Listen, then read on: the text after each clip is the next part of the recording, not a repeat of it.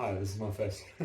So first thing we're going to do here is get the filament out. So we basically turn it on, hit the button, and it will start the unload. It's been a fun journey with the Pokemon.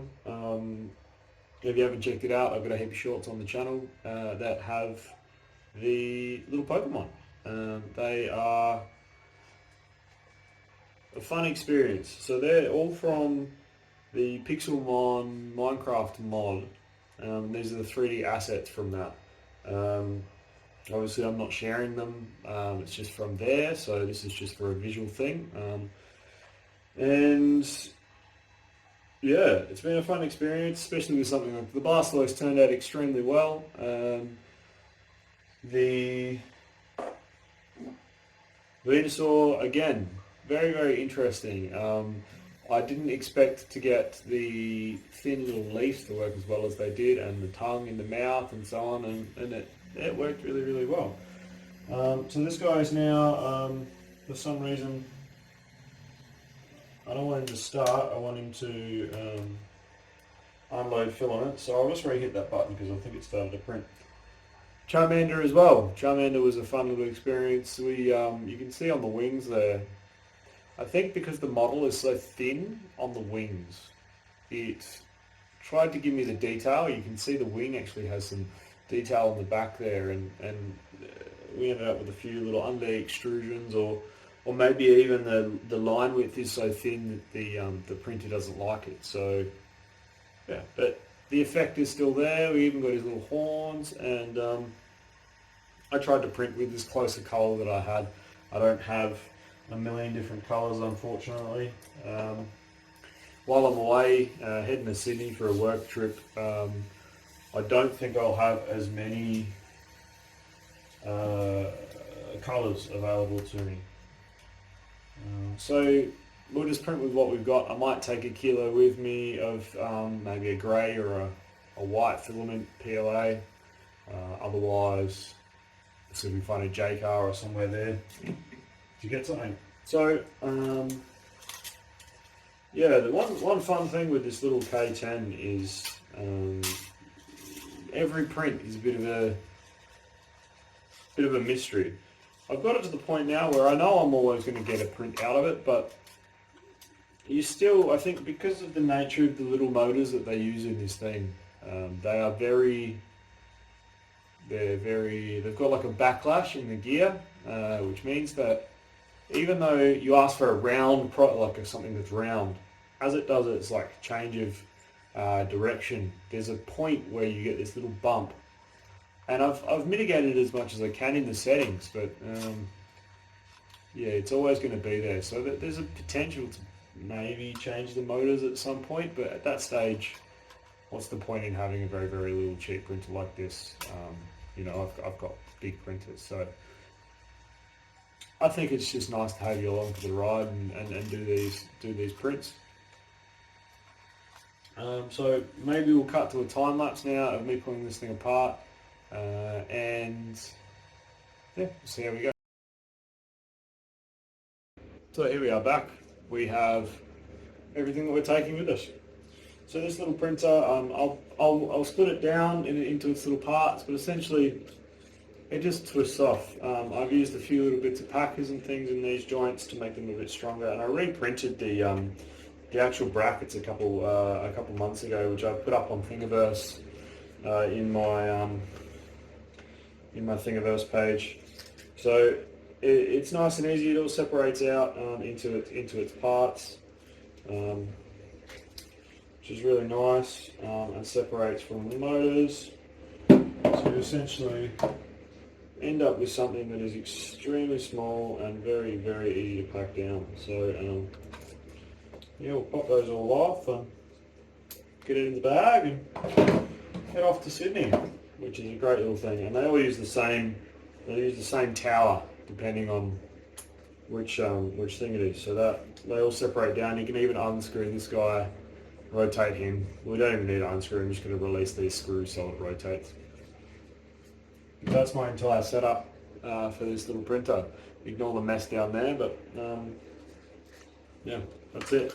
All wonder if I can pop this guy on here just for trouble. I wonder if there's room. Try. I'll go the other way. He can just sit there, I think.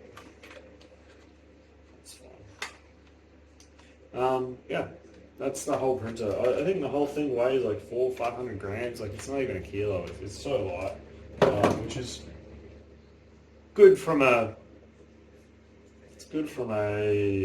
portability point of view, but it introduces a lot of flexibility in joints, soft plastics, so on and so on. So while it's a cool little printer, it comes with its challenges, and I hope you enjoy the time lapses that I'm doing. I'll see you in Sydney when it's all set up.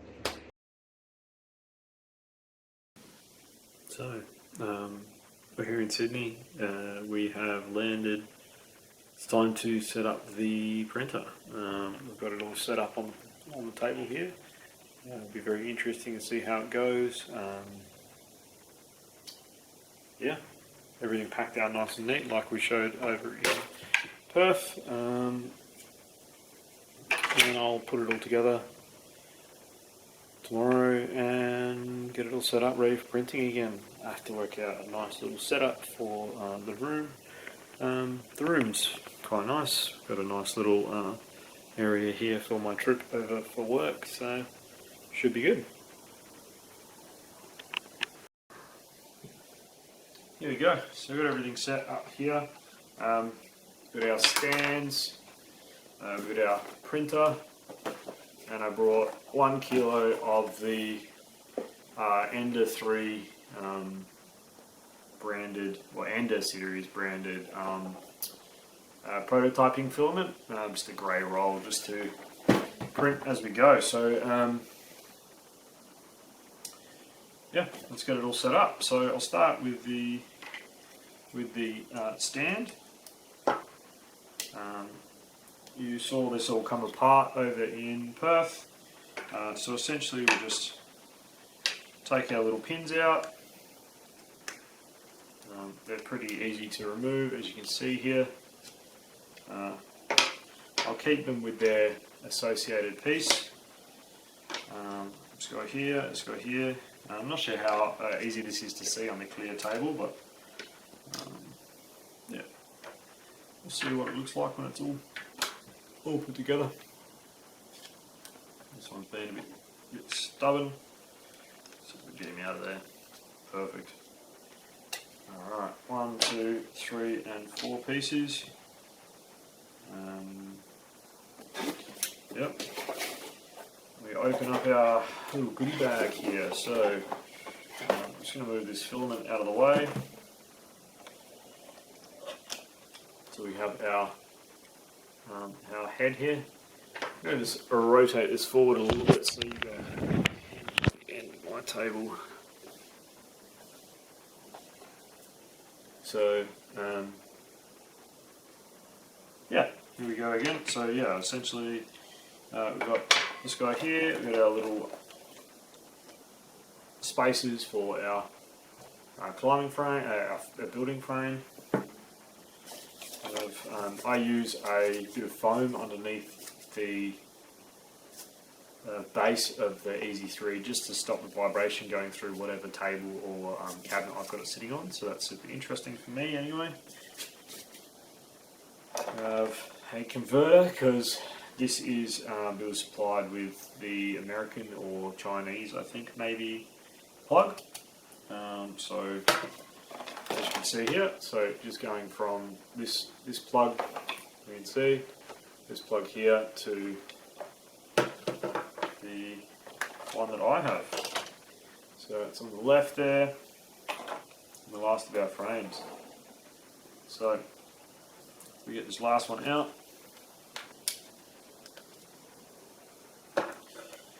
I'm not quite sure what I'm going to print next. The Pokemon series was really interesting and fun to do. The first 9 Pokemon, you know, the starters. Yeah, it was interesting. So with this frame, essentially, if you want to make these, I've actually got them up on my Thingiverse, linked down in the comments or in the description. But essentially it is a nice little frame here, using V-slot rolling wheels, and it allows for some nice movement and setup and rolling, and just so everything goes in nice and smooth. So frame goes on the base here, slides through. We get one of our top pieces here. This one gets its pin, so it just gets placed like so. Let's just make sure we've got that the right way around. I believe that is correct. Beautiful. So this goes, pin goes through, like so. Another pin in here like this. Pin goes through. And our legs. One leg. And the other leg.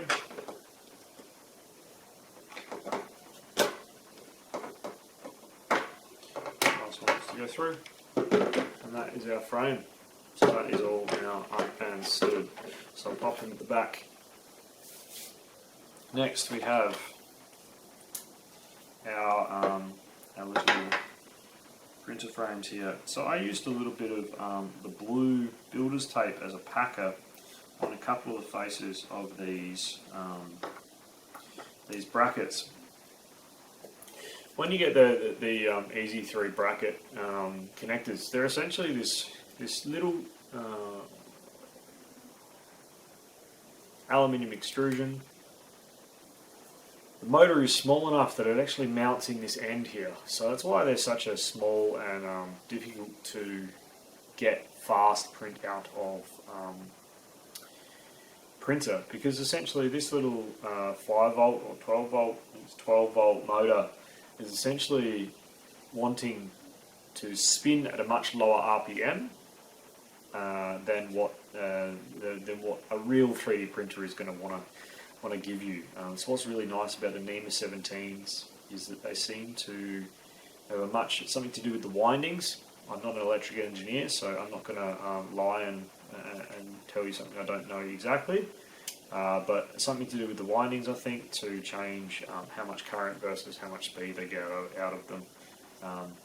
If you know the details and you can share it, put it down in the comments below, because I love to learn. So yeah, if you can spoon feed me some information, that's always going to be good. I essentially redesigned and reprinted these brackets here just to give a bit of a better tolerance on the slides in here. Again, that's what this blue tape is that you can see there. It's just to take up some of that slack. I did bring some Kaplan tape with me, which is low friction. So I am thinking about potentially swapping that out, but I have not got to that stage yet. I think I'll just get it set up and printing, and in the coming days, if I feel like maybe on the weekend having a bit of play with it. It's quite late at night now, so let's just get it set up. So that's number one. There's no particular order on X, Y, or anything like that.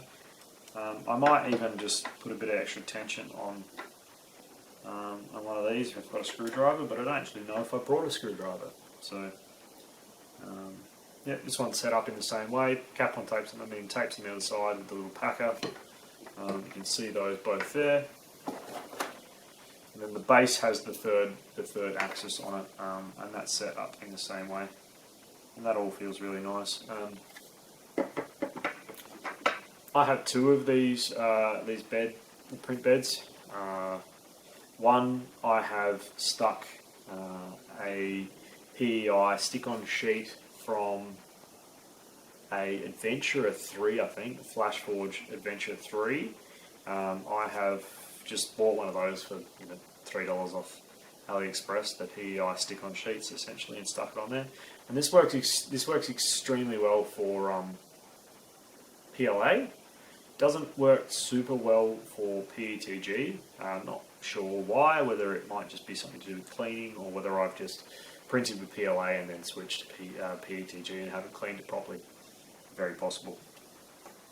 The next thing I have here is the other print bed. So this is essentially just a standard print bed with builder's tape I might even try while I'm here to use cap-on tape I have somewhere. That is also, I've been told, is really good. So I've never tried that, but builder's tape, it just doesn't seem to let me down, to be honest. I even printed PETG, a full plate spiral on this thing. PETG would have been like an 11-hour print, and it did not separate. So very impressive for me anyway, and I think it's definitely worth doing on any printer that doesn't have, is either glass or has a plastic, just doesn't have a good print bed. Always go builder's tape first. I have not yet once used glue. I'm sure there's a reason for it, and I imagine if you're using PETG, it might be more as a release agent than a holding agent. But for something simple like this little printer, I really don't think it's required. So your mileage may vary on that one. So that's our two little print beds. We'll get our extruder and our base out. So this is essentially the entire printer. If you come out of the box, the original box, that is literally it. Little bracket, base, Y-axis, X-axis, and Z-axis arms. So I'll grab this. I'll put this out of the way. I might even build on it that way that you guys get a nice clean thing. So I'll pop this here. So start with our base frame here. I like to, I found that just a bit of cardboard works well. This little bracket, it just essentially clips in. This little bracket here just clips in to the pins on this here, and so it's not a very strong connection. And I found that one side sits up slightly higher than the other. So what I do is I essentially sit a bit of cardboard on this corner, so that when I push this in and push it down and it clips, you can just see the edge of that, and that makes this frame nice and rigid.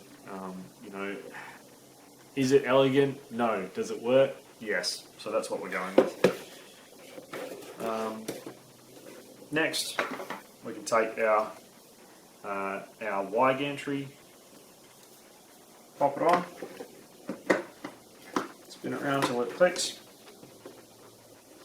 There you go. First things first, put this on first, then this other one, just so that you can spin it around and get it to click without any problems. So that's on there, that's all nice and tight. Make sure that this has clicked in correctly, everything's spun correctly. Then we go our X-axis. It doesn't matter, these are identical, so you can use either of them. Just pushes in and slides and clicks. So in from the top there. Go on here. Your X gantry just pushes in, rotates down. That's it. That's literally the entire printer. I'll hold it up to camera here. That's the entire printer. It's, you know, print head around the back here. Rotate. Just line up the. You just have to make sure you line up the slot. Turn. Clip. That's it. That's the entire printer done. I'm just going to slide him up a touch. So then we go through and we plug in all our cabling. So this bottom, this is the X, this is the Y. So I've got the Y here, I find the Y. These are labelled, these cables are labelled, as you can see here, they're labelled. So we just go Y, plugged in. Z axis is this back one here. Nice and easy, plugged in, and then X is the long one, the red one, that goes in the top, plugged in there. That's literally, I could plug this into power, which I might just quickly do. And that is our entire printer ready to go. Gonna plug her in. I might use the black print bed for fun. Switch her on. There we have, green light. Hit the home button and let it do its thing. I'm going to take it down from the camera position up there.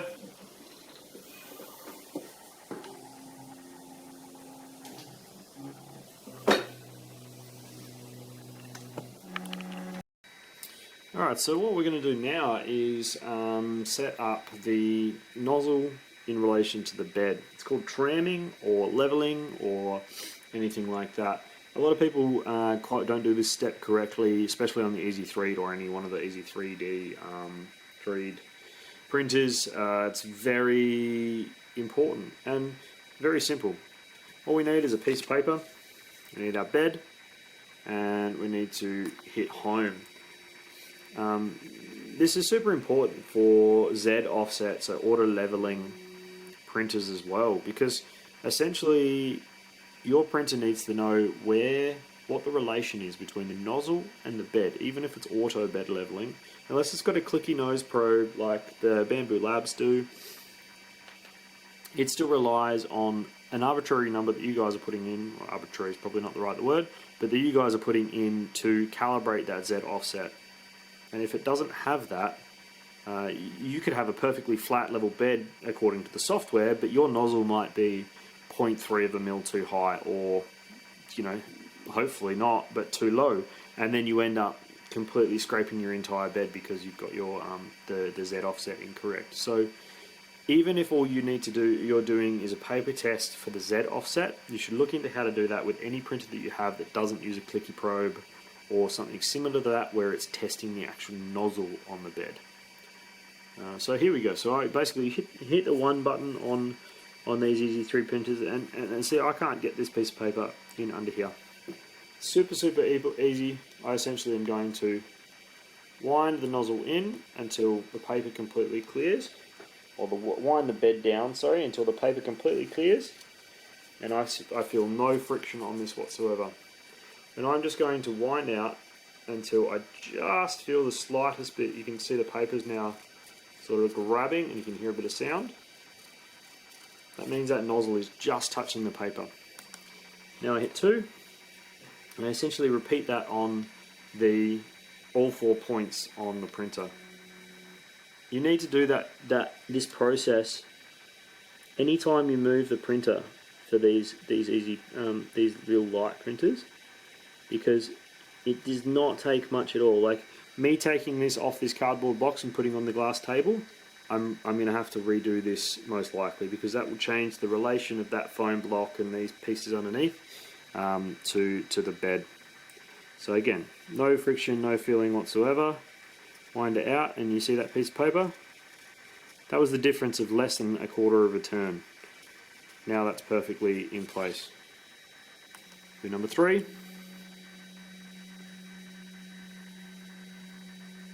Same thing.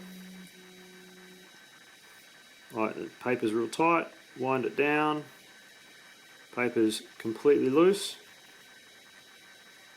wind it up a slightly bit, and you see that? It's gripping the paper, and you can hear it.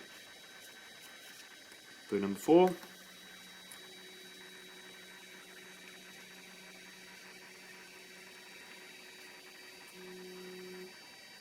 It's probably going to be too low. Same again. Which way is swapped hands, so I got to remember which way up and down is.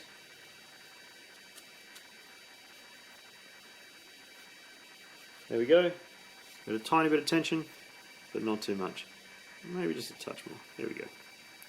So then we go back through. I always go adjust, check. If it's correct, move the whole way around, we're good.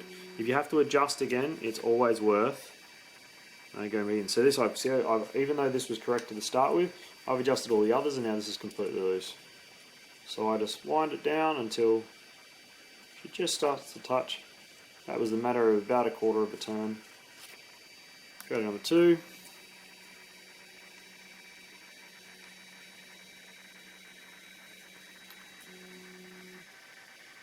No touch. Wind out. That was about between a quarter and a half a turn. We're touching again. Number 3.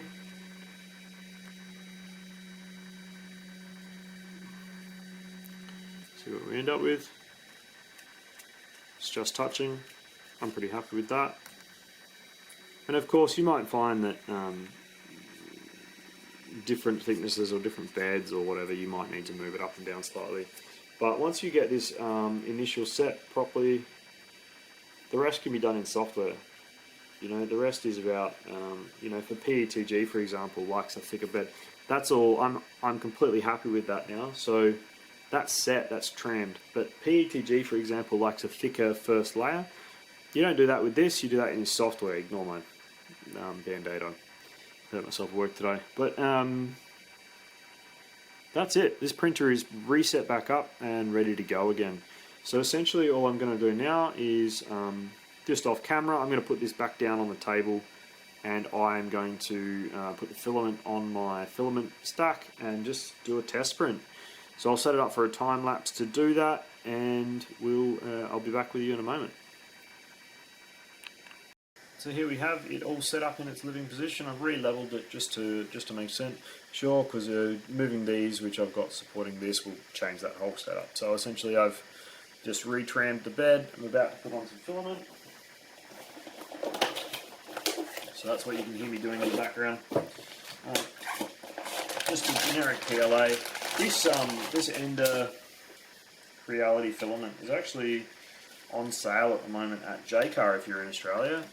It is a engineering filament, not an engineering filament, just a prototyping filament, just basic PLA. It's just pure PLA as far as they describe it, and yeah, basically seems to be good. And then you hit the load button, you'll see it starts flashing, the fan drops, meaning that it's trying to heat up. And we'll just feed this first little bit into the top and wait for it to start trying to pull. It's a very simple process, and you just out the back, and so as soon as this motor starts to pull, it will this light will go from flashing to slow flash, and that will be our cue to start feeding our filament.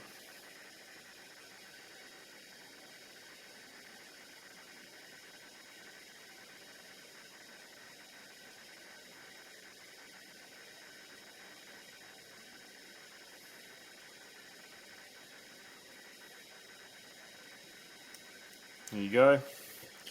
So we just lean over, we give it a little push, and that will be the filament starting to grab. So now you'll see it'll start to spin the spool slightly. It might just tip the camera up slightly so you can see the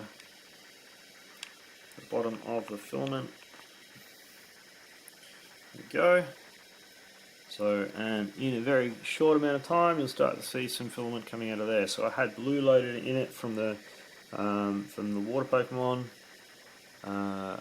We are getting nice grey filament extrusion, and it's coming out nice and smooth. There's no like pushing to the sides or anything, meaning we know that the filament the nozzle is not clogged or anything like that. So we'll just let a little bit go through. That's probably more than I would usually. I like to pull it off once it's there. So we get a nice even extrusion for that first little bit. We know that it's all clean. So this is essentially ready for a test print. So I might load something up on the computer, and I'll be do a little bit of time lapse and come back when it's done.